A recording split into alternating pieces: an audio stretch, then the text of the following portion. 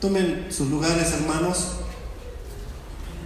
Bueno, vamos a hablar un poquito de los eventos históricos y luego vamos a hacer una reflexión juntamente con el apóstol San Pablo acerca de la resurrección de los muertos. Primero recordando lo que ya oyeron de parte de la lectura que hizo nuestra hermana Moni. La resurrección de Jesús fue de esta manera. Vamos a leerlo nuevamente en San Lucas, Evangelio según San Lucas, capítulo 23, versículo 50. Y leemos lo siguiente. Dice: había un varón llamado José de Arimatea, ciudad de Judea, el cual era miembro del concilio, varón bueno y justo. Que también esperaba el reino de Dios y no había consentido en el acuerdo ni en los hechos de ellos, fue a Pilato y pidió el cuerpo de Jesús. Y quitándolo, lo envolvió en una sábana y lo puso en un sepulcro abierto, en una peña en el cual aún no se había puesto a nadie. Era día de la preparación, estaba para comenzar el día de reposo. Ahí hacemos una pequeña pausa para meditar un poquito sobre lo que dice acerca de que era día de preparación y estaba a punto de comenzar el día de reposo. Este texto ha sido históricamente mal interpretado, especialmente por la Iglesia Católica. Y esto se debe a que la Iglesia Católica, desde su fundación, cuando Constantino, el emperador romano, tomó la decisión de hacer de la fe cristiana la religión oficial del Imperio Romano, que lo hizo no porque era un hombre de fe. La mayoría de historiadores coinciden en que Constantino en realidad nunca fue un verdadero cristiano. Su mamá de Constantino, la madre de Constantino, Helena, conocida históricamente como Santa Helena, sí fue una mujer cristiana devota, creyó en el Señor Jesús. Se narra de que ella fue a Tierra Santa, a la tierra de Jerusalén, a buscar el sepulcro del Señor, porque como una mujer devota que creyó en Jesús de todo corazón, quería honrar a Jesús, entonces fue a buscar el sepulcro. Estamos hablando de casi 4 siglos después de la muerte de Cristo. Durante todos estos 4 siglos la Iglesia había vivido en obediencia a los mandamientos de Dios y existen evidencias históricas clarísimas de que la Iglesia cristiana primitiva, los primeros siglos, era una iglesia obediente a los mandamientos de Dios, que guardaban el día de reposo. Están las evidencias históricas bien claras de que ellos guardaban el día de reposo como debía ser, guardaban la Pascua, celebraban la Pascua tal como nosotros hemos celebrando en el día 14 del mes de Nisan. Pero cuando entró Constantino, él decidió y tenía el propósito de no aceptar las que él llamaba tradiciones judaicas en la nueva religión que él aceptó como la religión del Estado. De hecho, algunos de sus generales criticaban que cómo es que el imperio iba a adoptar las leyes de los que fueron vencidos. Los judíos habían sido vencidos y sus generales de Constantino le decían a él: ¿cómo puede ser que el imperio, que el emperador acoja las leyes de los vencidos? No puede ser. Entonces decidió romper así de tajo. Históricamente escribió una carta, existe la carta, todavía existe copias de ese manuscrito, de esa carta, donde rompe absolutamente con todo lo que tenía que ver con las costumbres bíblicas, las fiestas bíblicas y todo lo que pareciera judío. Lo rompe y no le importa si está en la Biblia, no le importa si son mandamientos de Dios. Todo lo que sonara, que pareciera judío, es quitado e instituye nuevas fiestas. Cambia el día de reposo de sábado a domingo, y el domingo ahora es el día de descanso para la nueva religión. De por sí ya lo era, Para los romanos el día domingo era el día del sol y ellos adoraban al sol. Así que deja el domingo como día de adoración, y desde entonces se obliga a que las iglesias se reúnan los días domingos, y las que todavía se reunían los días sábados son consideradas como que están en error, que están judaizando y cosas de esas. Así que Constantino rompe totalmente. Dentro de esas cosas, ellos por supuesto no entienden nada de las leyes de Dios acerca de los días sagrados, de los días de reposo y de las fiestas bíblicas. Así que omiten por completo el texto que les quiero recordar. Por favor, vámonos de nuevo al libro de Levítico, capítulo 23.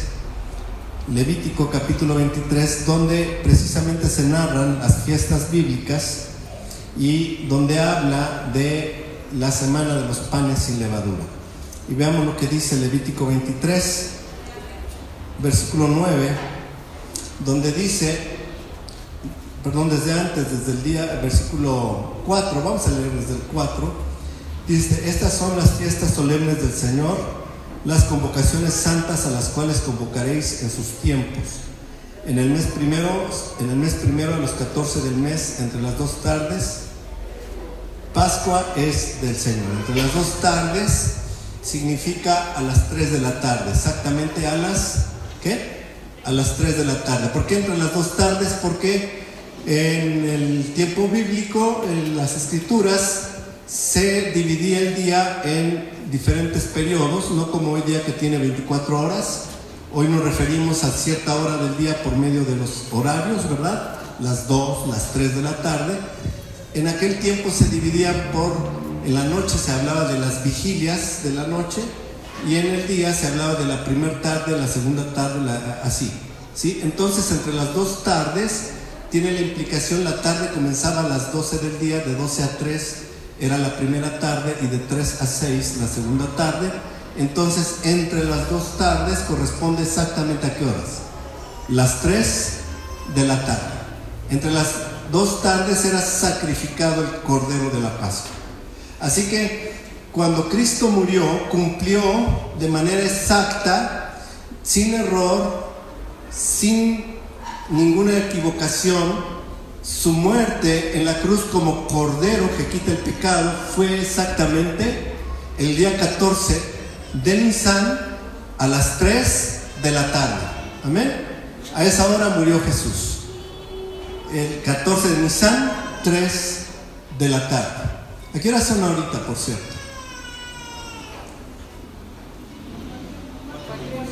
4:30.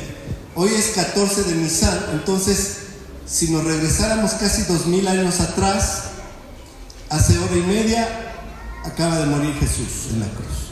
Amén. 14 de Nisan, Cristo murió en la cruz por nuestros pecados, por nuestras transgresiones. Cargó Él el pecado de todos nosotros. Denle un aplauso a nuestro Señor, porque estamos celebrando la Pascua, el Cordero que fue inmolado. Pero la Escritura dice, en el siguiente versículo, dice, versículo 5: en el mes primero, a los 14 del mes, entre las 2 tardes, Pascua es del Señor. Así que muerte de Cristo en la cruz entre las 2 tardes a las 3 de la tarde. Y luego dice en el siguiente versículo, verso 6: y a los 15 días de este mes es la fiesta solemne de los panes sin levadura.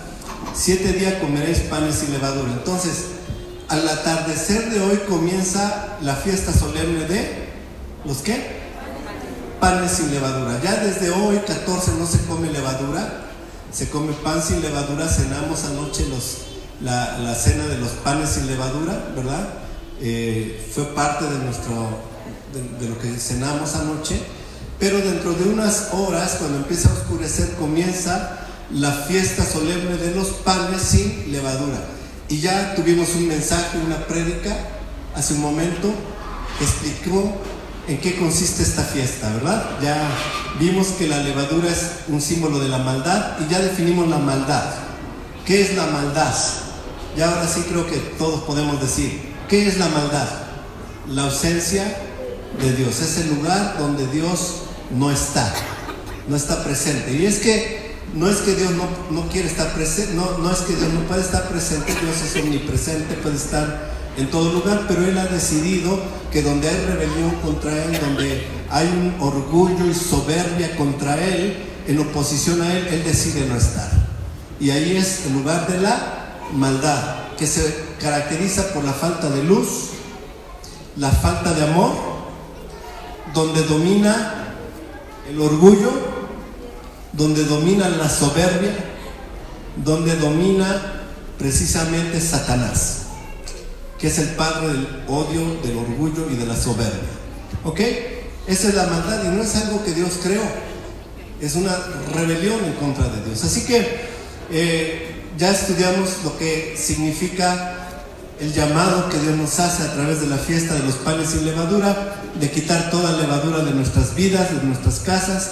Leímos 1 Corintios capítulo 5, versículos 5, 6, 7, 8, donde el apóstol San Pablo explica precisamente el significado de esta fiesta.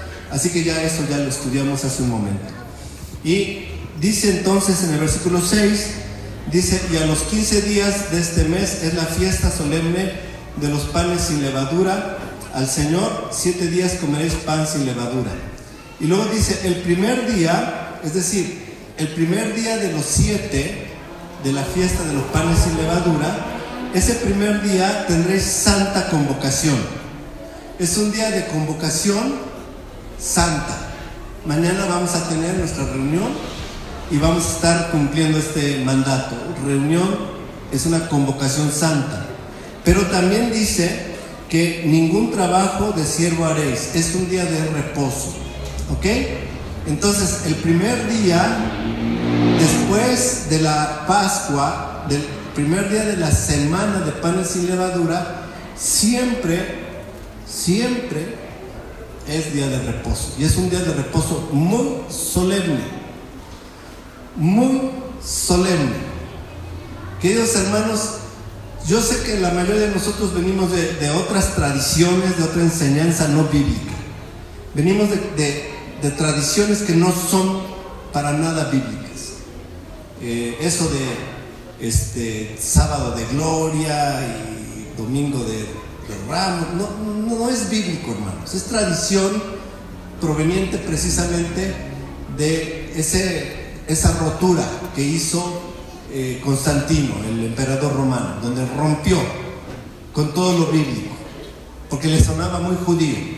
Entonces rompe con todo eso, manda una carta, existe la carta donde pide a todo el imperio que no se hagan las fiestas de acuerdo a la costumbre de los judíos, dice, pero que son bíblicas, son las costumbres y las fiestas bíblicas.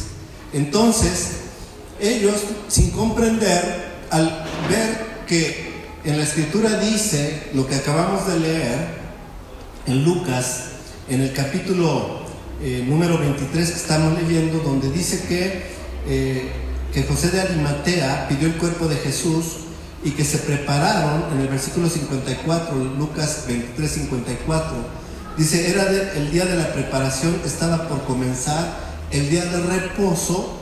Erróneamente interpretan que era el sábado, interpretan el Shabbat semanal, por desconocimiento absoluto de la ley de Dios. Porque no importara que la Pascua cayera lunes o martes o cualquier día de la semana, siempre al siguiente día era día de reposo. Eso es siempre. Así que el romanismo interpreta que al siguiente día, que era día de reposo, era el reposo del Shabbat semanal. Y concluyen erróneamente que Cristo murió en viernes. Erróneamente. Porque si Cristo murió el viernes, y es el dogma católico que hasta hoy prevalece, y que lamentablemente muchas iglesias cristianas simplemente siguen la tradición y celebran el Viernes Santo como el día de la muerte de Jesús, cuando en realidad Jesús murió en una fecha tal que cumplió con la profecía de morir en la Pascua y resucitar en el día de los primeros frutos, ¿sí? En la fiesta de primicias. Y la fiesta de primicias siempre, invariablemente, es primer día de la semana, domingo. Entonces, Cristo efectivamente resucitó domingo. Y de eso, pues aunque Constantino hubiera querido cambiarlo, no lo podía cambiar. Era demasiado bien conocido por la cristiandad de que Cristo resucitó el primer día de la semana, fiesta de primicias, que era domingo. Así que, bajo estas circunstancias, el romanismo toma el dogma de que Cristo murió viernes y resucitó el domingo. Y en medio, pues le llamaron sábado de gloria. En realidad, nunca puede ser así, porque entonces alguien está mal. Alguien está mal. Porque Cristo dijo, y eso lo estudiamos hace un rato, que la señal que Él daría de que Él era quien decía ser, Él decía ser Hijo de Dios, Dios mismo hecho hombre, y los fariseos demandaban señal, y Él les dijo, una generación perversa y adúltera demanda señal, pero señal no se les será dada. Ellos estaban les mandando un milagro. A ver, abre el mar. A ver, haz estos milagros, que caiga nuevamente el maná para que creamos en ti. Demandaban señal. Pero dice el Señor Jesús, no les será dada ninguna señal, sino una. ¿Cuál? La del profeta Jonás. Ahora, ustedes conocen la historia de Jonás. Jonás, Dios le habló a Jonás que fuera a la ciudad de Nínive. Nínive era la capital de Siria, y Siria era enemigo acérrimo de Israel. Entonces Dios le estaba diciendo a Jonás, ve a tus enemigos, a la capital de tus enemigos, y predica el arrepentimiento. ¿Y qué hizo Jonás? Bien obediente, ¿se acuerdan? Se embarcó hacia Nínive. ¿Así hizo? No, ¿verdad? Él dijo en su corazón, yo sé que si voy, estos ninivitas van a oír la voz de Dios y se van a arrepentir, y Dios los va a perdonar. Y como yo no quiero que los perdone Dios, mejor huyo, y tomó un barco y se embarcó en un sentido contrario, se fue a otra región. Ya se sabe la historia, no me tardo en contarla. Fue lanzado del barco donde iba porque una gran tormenta se levantó, y fue arrojado al mar, y un gran pez lo comió. Ahora, no era una ballena, por favor, no crean ustedes que una ballena se lo tragó y él prendió su lamparita en la pancita de la ballena. Esos solo son para los niños. Lo que la Biblia dice es que un pez lo comió, un gran pez lo comió, posiblemente un tiburón lo masticó y se lo comió todito. Así que Jonás murió en el vientre del pez, y estuvo en el vientre del pez durante, ¿cuánto tiempo? 3 días y 3 noches, comidito, bien comidito, no crean que enterito, tragadito, no, murió adentro del pez, bien comidito. Pero a los 3 días y 3 noches el pez lo vomitó, lo devolvió al mar, así en pedacitos, y el poder de Dios hizo que el cuerpo de Jonás volviera a la vida. ¿Sí? Bien. El Señor dijo, no le será dada otra señal que la señal de Jonás, porque así como Jonás estuvo en el vientre del pez, del monstruo marino, dice, durante 3 días y 3 noches, así mismo el hombre estará en el corazón de la tierra por 3 días y 3 noches. Y ya hicimos cuentas, no hay manera de que el viernes al domingo en la mañana haya 3 días y 3 noches completos. No hay manera, a no ser que usted invente unas nuevas matemáticas, pero no dan, no hay manera. Entonces realmente Jesús murió en un año en el que el 14 de Nisan comenzó un martes en el anochecer. El martes en la noche Jesús tomó la cena con los discípulos, El miércoles a las 3 de la tarde, entre las 2 tardes del día 14 de Nisan, en ese momento miércoles, Jesús es crucificado y muerto en la cruz. Murió el día miércoles a las 3, jueves a las 3 ya son primer día con una noche, viernes a las 3, segundo día, segunda noche, sábado a los 3 se cumplió perfectamente 3 días y 3 noches, completitos.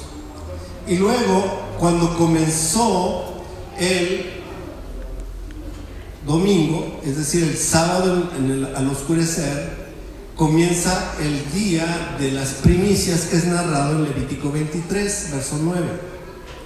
Levítico 23, verso 9 nos narra de que se llevará en el día de las primicias una gavilla para ser mecida delante del Señor como primeros frutos de la cosecha. Amén. Pero ¿qué día fue? Sábado al oscurecer, cuando comienza el día de las primicias. En ese momento Jesús resucita. Ahora, Jesús no necesitó que nadie quitara la piedra para salir de la tumba. ¿Por qué? Porque Él no estaba ya limitado por los obstáculos físicos. No sé si se acuerdan de los evangelios, que se narra que los discípulos estaban reunidos y la puerta estaba cerrada. Y que Jesús entró en medio de ellos y les dijo: pasa a vosotros, sin necesidad de que nadie abriera la puerta. ¿Cómo es que entró Jesús? ¿Cómo es que llegó Jesús a entrar? Algunos piensan que el cuerpo de Jesús se volvió una especie de vapor que penetró por los poros de la piedra y entonces entró al lugar donde estaban los discípulos. ¿Saben que eso es un error? Eso es falso. Porque lo que es real es lo celestial, y lo que es físico, esta mesa, su cuerpo, las paredes, es sombra. Es sombra nada más. Lo real es lo celestial, lo físico es sombra. Es un concepto que es difícil de entender. Difícil de entender para nosotros, porque como que esto es sombra, pues si yo bien me siento, si me pellizco me duele. ¿Cómo va a ser sombra? Las sombras no duelen. Pero la realidad es que es esa. Lo más real es lo celestial, las cosas celestiales. ¿No se acuerdan que el Señor le dijo a Moisés: haz una copia de lo que has visto en el cielo? Y no se acuerdan lo que dice el libro de los Hebreos, que las cosas terrenales son sombra, figura o copia de las celestiales. ¿Se acuerdan? Libro de los Hebreos. Las cosas terrenales no son sino sombra, figura o copia de las celestiales. El tabernáculo verdadero está ¿dónde? En el cielo. Es el que va a descender. Amén. He aquí el tabernáculo de Dios con los hombres, porque lo que está en la tierra es sombra, figura o copia. Queridos hermanos, Jesús resucitado es lo real, es la vida, es la verdad. De tal manera que para Él la piedra en un sepulcro no es nada más que una sombra por la cual puede pasar sin problema. Amén. Denle un aplauso al Rey de Reyes y Señor de Señores. Lo que pasó en ese sepulcro que vimos la representación hace un momentito, de que la piedra fue removida, cuando las mujeres llegaron el día domingo en la mañana, muy de mañana, todavía estaba oscuro. Ellas vinieron con las especies aromáticas que habían preparado, habían comprado, ¿verdad? Y llegaron al sepulcro, y entonces dice la escritura que vino un terremoto. Los soldados quedaron como muertos, ¿verdad? Cayeron como muertos. Y entonces la piedra es removida y ángeles están sentados arriba en el sepulcro y un ángel está adentro. ¿Dónde estaba Jesús? ¿Qué le dijeron los ángeles a las mujeres? ¿Se fijaron? Él no está aquí. Eso fue lo que dijeron. Fíjense que no dijeron los ángeles, se acaba de salir, ¿no lo vieron? ¿Verdad que no? ¿Qué fue lo que dijeron los ángeles? Él no está aquí, ha resucitado. Amén. Ya había resucitado. Cuando comenzó el día de primicias, al inicio de las primicias, Cristo resucita. No tuvo que estar una noche más en el sepulcro. Él resucitó, tal como dijo, al tercer día. Y la señal de Jonás fue dada. Vamos a seguir leyendo. Versículo 55. Dice en el versículo 55: y las mujeres que habían venido con él desde Galilea siguieron también y vieron el sepulcro como fue puesto su cuerpo, y vueltas prepararon especies aromáticas y ungüentos, y descansaron el día de reposo conforme al mandamiento. En otra porción de la escritura, no la voy a citar, se dice que compraron al siguiente día, después del día de reposo, fueron y compraron algunas cosas que hacían falta para ir al sepulcro. Bueno, vámonos rápidamente, porque el texto lo vamos a relacionar ahora con Éxodo número 14. Por favor, Éxodo 14. Simplemente queremos recordar un hecho muy importante, versículo 21 en adelante, que fue cuando el mar se abrió. ¿Se acuerdan que los hijos de Israel salieron de Egipto en el día 14 del mes de Nisan, la primera Pascua? Caminaron 3 días y llegaron a aquel lugar, a la orilla del mar. ¿Se acuerdan? ¿Están conmigo, hermanos? ¿Sí? Salieron el día 14, caminaron ¿cuántos días? 3 días, y llegaron a la orilla del mar. Estamos ya llegando al 4.º día. Estamos 3 días después de que han salido. El faraón es avisado y sale corriendo tras ellos con sus carros y los alcanza. Leemos versículo 21. Y extendió Moisés su mano. Cuando ellos estaban ahí en la orilla del mar y todos estaban temerosos, y decían a Moisés: ¿para qué nos hiciste salir de Egipto? ¿No había suficientes sepulcros en Egipto para que mejor hubiésemos muerto allá? Porque nos has traído para que los egipcios nos maten. Entonces tenían gran temor, y Dios le dijo a Moisés: extiende tu mano sobre el mar. ¿Ok? Estamos ahí. Dice: y extendió Moisés su mano sobre el mar, e hizo el Señor que el mar se retirase por recio viento oriental toda aquella noche, y volvió el mar en seco, y las aguas quedaron, ¿cómo quedaron? Divididas. Se abre el mar en el tercer día. Se abre el mar, y ellos pasan en medio del mar. ¿Qué pasó en el tercer día después de la muerte de Cristo en la cruz? Cristo resucita. Amén. Ahora nosotros debemos pasar por medio de las aguas. ¿Sí me estoy explicando? Ya fuimos redimidos. Ahora, ¿qué debemos hacer? Pasar por en medio de las aguas. Vámonos a las epístolas del apóstol San Pablo. Romanos 6:4. Hermanos, vean cómo todo está conectado, hermanos. Todo en la Biblia está preciosamente conectado. Nada está suelto, nada es inventado ahí porque se le ocurrió a alguien. Todo es parte del plan perfecto de Dios. Todo está perfectamente conectado. Dice el apóstol: porque somos sepultados juntamente con Él para muerte. ¿Por qué? ¿Por el qué? Bautismo. ¿Qué es el bautismo? Que nosotros somos sumergidos ¿en qué? En las aguas. Somos pasados por las aguas. Así como Israel tuvo que pasar por las aguas, nosotros en el bautismo también somos sumergidos en las aguas. Y luego dice: a fin de que como Cristo resucitó de los muertos por la gloria del Padre, así también nosotros, ¿qué? ¿Cuál es el propósito de Dios? Andemos en vida nueva. ¿Cuál es el propósito de Dios? Que andemos en ¿qué? Vida nueva. Hermano, de todo mi corazón te lo digo. Si tú eres un verdadero cristiano, andas en vida nueva. Si sigues igual que antes, no has pasado por las aguas del bautismo. Y no me refiero al bautismo físico.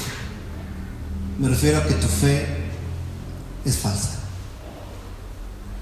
Si tu vida no cambia, si tu vida no es nueva, si tú no estás andando en nueva vida, necesitas creer en el poder de Dios para transformarte. Necesitas abrir tu corazón. Necesitas recibir el Evangelio. Necesitas abrazar el Evangelio. Necesitas creer en Dios. Es cierto que para muchos de nosotros el cambio no se da de un día a otro, es cierto, pero hay un cambio. Invariablemente hay un cambio. Hay una nueva perspectiva de vida. Hay una nueva necesidad en nuestro corazón. Hay un nuevo deseo en nuestro corazón. Ya no seguir igual. Hay una necesidad, como el niño recién nacido con la leche. Un anhelo, un deseo de alimentarnos con esa palabra. Un deseo de tomar esa leche espiritual. Una nueva relación con Dios. Una nueva vida en Cristo. Hay una necesidad como personas resurgidas que tenemos con respecto de Dios para andar en nueva vida o vida nueva, como usted quiera decir. Amén, hermanos. Eso es el verdadero cristianismo, queridos hermanos. Por favor, dale un aplauso al Rey de Reyes y Señor de Señores.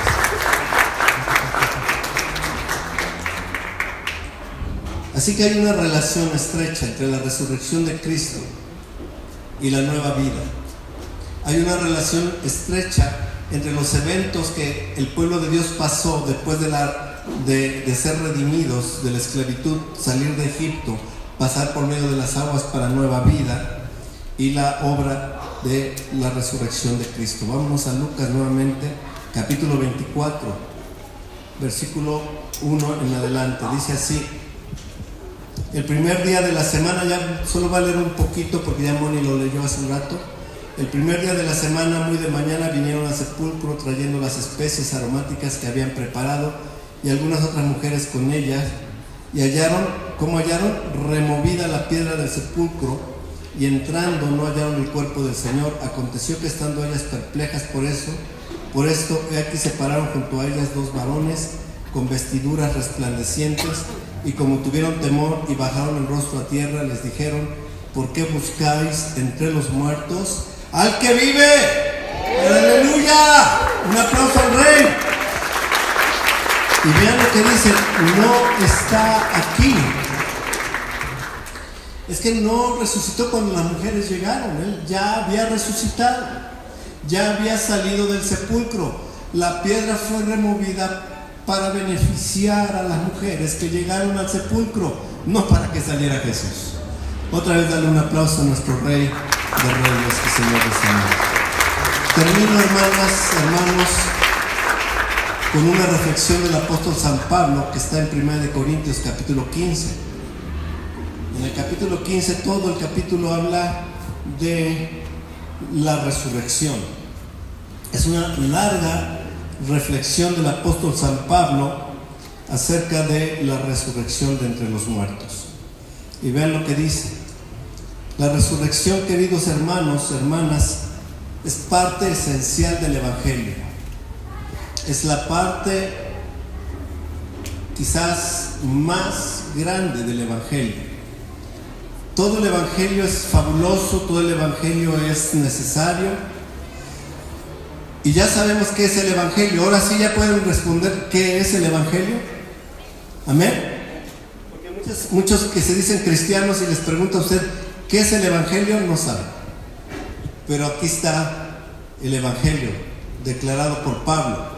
Cuando lo visite alguien que le diga, le traigo el Evangelio, pregúntenle, a ver, declárame el Evangelio que traes. Y si les dice otra cosa, no lo reciban. Que dice el apóstol, no reciban. Porque este es el Evangelio, dice el apóstol, ¿verdad? Lo leímos al principio.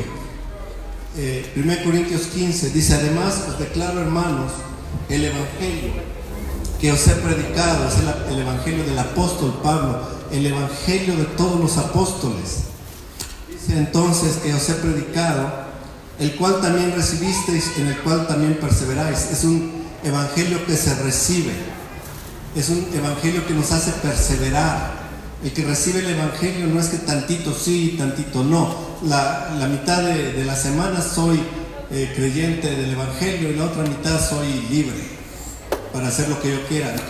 Es un Evangelio que nos hace perseverar. Y también es el Evangelio que salva. Amén. El Evangelio que salva. Ahí lo dice, ¿cierto o no? Cual mismo, si retenéis la palabra que os he predicado, sois salvos si no creísteis en vano. Y aquí está el Evangelio. Porque primeramente os he enseñado lo que asimismo recibí. Este es el Evangelio. Que Cristo murió por nuestros pecados. ¿Cuántos decimos amén? Amén, hermanos. Ese es el Evangelio. Que Cristo murió por nuestros pecados. Segundo, conforme a las Escrituras. Y que fue sepultado. ¿Cuántos dicen amén, hermano? Efectivamente, fue sepultado. Pero no termina ahí. Dice que fue sepultado y que resucitó al tercer día conforme a las Escrituras. ¿Cuántos dicen amén? Amén. Ese es parte del Evangelio, hermanos. Ese es el Evangelio que hemos recibido. Ese es el verdadero Evangelio. Hay muchos que no son evangelios que se están predicando, pero no son el Evangelio. Este es el Evangelio. Ahora, veamos qué más dice. Y que apareció a Cefas y después a los 12.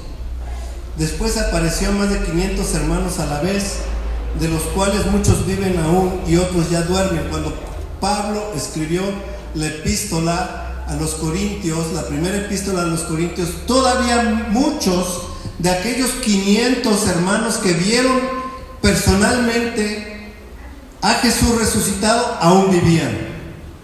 Entonces Pablo puede decir, hay más de 500 testigos, hermanos, que vieron a Jesús resucitado. No es un evangelio mentiroso, no es una hipótesis la resurrección, es una realidad histórica con gran cantidad de testigos. Y todavía hoy día no hay quien pueda refutar la veracidad histórica de que Cristo resucitó. La tumba está vacía. Dale otro aplauso a nuestro Rey. Luego dice en el versículo siguiente,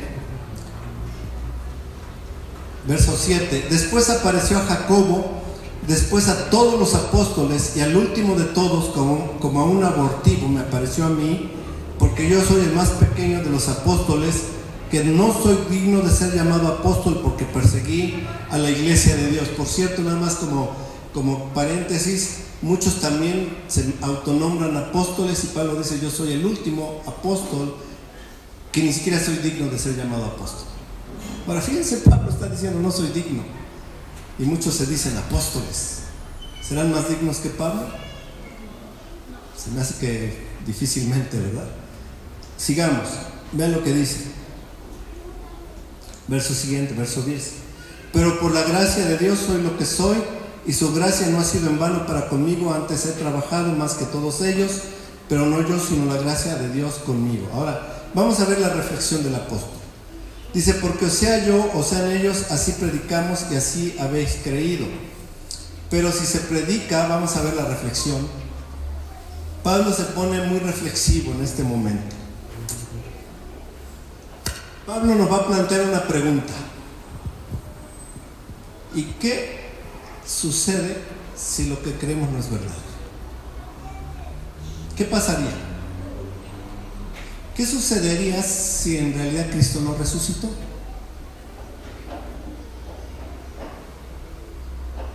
¿Qué sería de nosotros? Es lo que Pablo va a plantear a continuación. Es una pregunta difícil, ¿no? Es una pregunta bastante difícil. Vean lo que dice el apóstol. Entonces, leamos. Verso 12. Pero si se predica de Cristo que resucitó de los muertos, ¿cómo dicen algunos entre vosotros que no hay resurrección de muertos? Los saduceos decían que no había resurrección. Y entre los primeros discípulos había algunos que venían de la secta de los saduceos y decían, no hay resurrección. Así que Pablo primero dice, bueno, ¿cómo dicen que no hay resurrección si Cristo resucitó? Como algunos dicen que no hay resurrección. Pero luego se pone un poco más drástico, diría mi hijo Leo, intenso. Pablo, vamos a leer. Dice, y si Cristo no resucitó, verso 13, porque si no hay resurrección de muertos, tampoco Cristo resucitó. Dice, voy a darle la razón a estos saduceos. Si no hay resurrección, tampoco Cristo resucitó. Ya se quedaron todos serios, ¿verdad? Porque Pablo se está metiendo en Honduras, ¿sí o no? Luego dice, y si Cristo no resucitó, ¿qué sucede? Vana es entonces nuestra predicación. Si yo estoy predicando que Cristo resucitó y no resucitó, lo que yo estoy predicando no tiene ningún valor. Es lo que está diciendo. Vana es nuestra predicación. Pero eso es lo de menos, fíjense, porque lo grave viene a continuación. Dice, vana es entonces nuestra predicación, vana también es vuestra fe. No tiene valor su fe. Verso 15, se pone más intenso Pablo. Y somos falsos testigos de Dios, porque hemos testificado de Dios que Él resucitó a Cristo, el cual no resucitó, si en verdad los muertos no resucitan. Si nomás se está poniendo intenso este hombre, ¿no? San Pablo. Somos hallados testigos falsos, dice. Verso 16. Porque si los muertos no resucitan, tampoco Cristo resucitó. Y si Cristo no resucitó, vuestra fe es vana, aún estáis en vuestros, ¿qué? Si Cristo no resucitó, hermanos, la fe cristiana no tiene valor absolutamente ninguno. Están ustedes en pecados. Están listos para ser condenados en el infierno. Wow, eso está muy drástico, ¿no? Está demasiado drástico. Yo he oído que casi nadie predica 1 Corintios 15, porque Pablo es muy drástico aquí. Nos está diciendo que si Cristo no resucitó, aún muertos en pecados y delitos. Y sigue el apóstol diciendo esto. Entonces también los que durmieron en Cristo perecieron. No solo nosotros, sino todos los que nos han precedido en la fe, quedaron ahí en la tumba muertos para siempre. No hay ninguna esperanza. Si en esta vida solamente esperamos en Cristo y en realidad Cristo no resucitó, el apóstol dice, somos los más dignos de conmiseración de todos los hombres. Pobrecitos de nosotros que vivimos tan engañados, pudiendo ahorita estar en una playa disfrutando cervezas, buena vida, música estruendosa y dándole rienda suelta a la carne. Estamos aquí.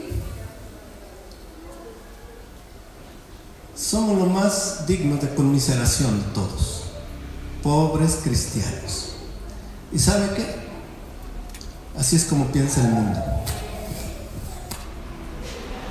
Así es como piensa el mundo, en verdad. Así es como el mundo ve al cristiano. Pobrecitos. Pero ¿saben qué, hermanos? La verdad, Cristo resucitó. Por favor, dale un aplauso al Rey de Reyes. Ahora, eso es exactamente lo que el apóstol termina. Dice entonces, en el siguiente versículo, verso 20: mas ahora Cristo ha resucitado a los muertos, primicias de los que durmieron es hecho. Fíjense que Pablo comenzó diciendo: hay más de 500 testigos presenciales de la resurrección de Cristo. Esto no es un asunto de fe, sino es un asunto de la evidencia que Dios dio, apareciendo a más de 500 personas, dando testimonio de una resurrección genuina, dando testimonio de que Dios lo levantó de que la resurrección de Cristo es un hecho real, es un hecho comprobado, es un hecho histórico, es un hecho irrefutable, es un hecho totalmente seguro. El sonido se va, pero espero que me estén escuchando. Es un hecho totalmente ¿qué? Seguro, hermano. Totalmente seguro. No somos los más dignos de conmiseración, somos los más victoriosos. Somos los que hemos aceptado y creído en Dios, y que sabemos que lo hacemos por la evidencia, no solo por la fe. Nuestra fe no es una fe ciega. La tumba está vacía. Yo llegué, y algunos hermanos que están aquí han ido a Jerusalén, al lugar de la tumba. Yo me acuerdo, hermanos, cuando yo llegué al sepulcro. Uno entra al sepulcro, es un lugar labrado en la roca. Uno entra y del lado derecho hay una zona donde había el lugar donde pusieron el cuerpo del Señor. Hoy día le pusieron una reja porque mucha gente iba y quitaba piedritas para llevárselas, porque ahí pusieron el cuerpo del Señor. Hay una reja ahora, uno solo puede pararse ahí y ver el lugar. Yo recuerdo que cuando yo iba, entraron junto conmigo dos personas que yo no sabía que eran latinos, no sé si eran de Perú o de dónde, personas que hablaban español. Pero cuando yo entré muy emocionado, vi la tumba vacía. Cuando de repente veo que la persona que está se cae, así se cae, totalmente se cae de rodillas y comienza a llorar, pero con unos gemidos, y empieza a decir: está vacía, está vacía, está vacía, Cristo vive. Dele gloria a Dios y Padre, hermanos. ¿Sabe qué? Puesto que Cristo vive, nosotros también viviremos. Amén. Él es nuestra garantía. Vamos a terminar pues de leer lo que dice el apóstol. Versículo 21. Porque por cuanto la muerte entró por un hombre, también por un hombre la resurrección de los muertos. ¿Cuántos dicen amén? Esperamos la resurrección, hermanos. Tenemos esperanza. Versículo siguiente: porque así como en Adán todos mueren, también en Cristo todos serán vivificados. Dale un aplauso al Rey, hermanos. Y si realmente lo crees, vive la nueva vida en Cristo. Vive la nueva vida en Cristo. Porque dependiendo de lo que hagas, serán tus recompensas en el mundo que viene, el mundo venidero. Amén. Así que vamos a ponernos de pie y vamos a darle gracias a Dios, porque Él vive. Aleluya. Oremos. Padre, te damos gracias, Señor. Te alabamos porque Cristo vive, porque Él no quedó en la sepultura, porque tú diste vida a tu Hijo.